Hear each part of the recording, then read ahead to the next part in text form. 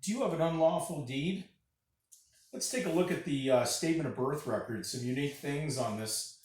If we take a close look, now this version was pretty much followed for at least 20 years in at least the province of Ontario, and it underlines the surname.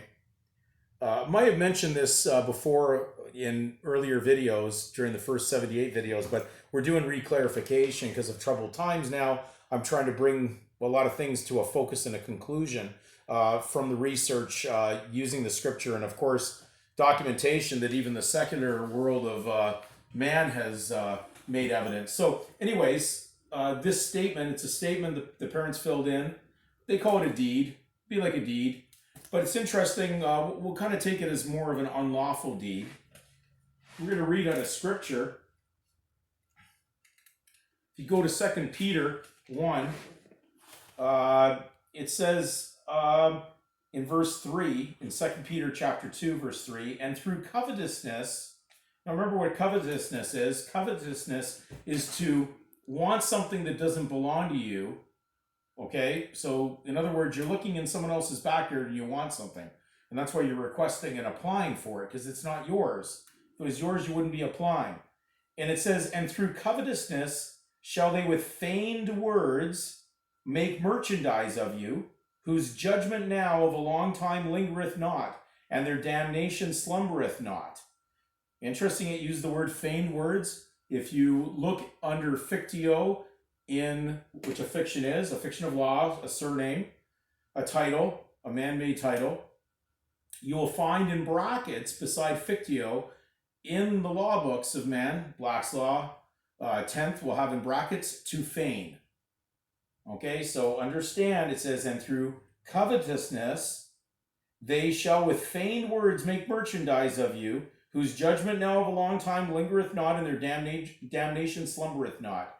Then further it goes in verse 8, for that righteous man dwelling among them in seeing and hearing vexed his righteous soul from day to day, their unlawful deeds. Well, there's a really good unlawful deed because it doesn't belong to you. This is something of the fiction of the world of man and of Satan. Then we go to verse 18, for when they speak great swelling words of vanity, they allure through lusts of the flesh their much wantonness, those that were clean escaped from them who live in error.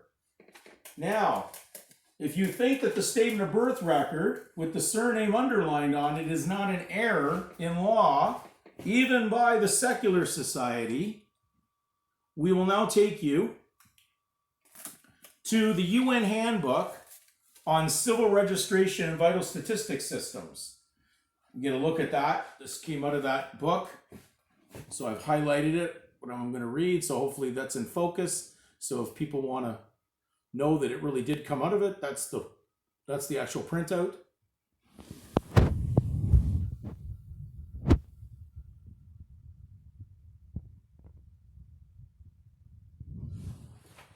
So I'll quote out of section 144.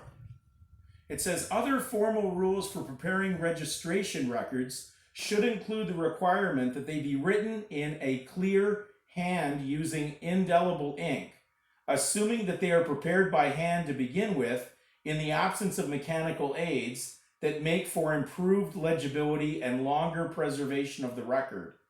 Since the registration record is used as proof, it should be safeguarded from changes, which means that the law or its regulations should ban erasures, additions, insertions between the lines, etc. Although to allow for the possibility of errors when making entries, formal rules should be enacted to make exceptions for such mistakes in the record itself.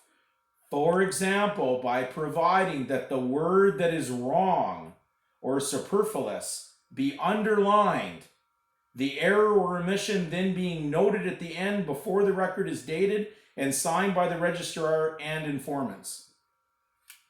Now, clearly, we can see that this is the record they're talking about that was filled in by the parents, and it is clearly underlining something that's superfluous or an error or a mistake. They're telling you That's a mistake. They didn't hide it. And if you act on that mistake and assume the position of this name, you assume all the duties, debts, and liabilities that are associated with the meaning of a surname, which means a debtor, a debtor.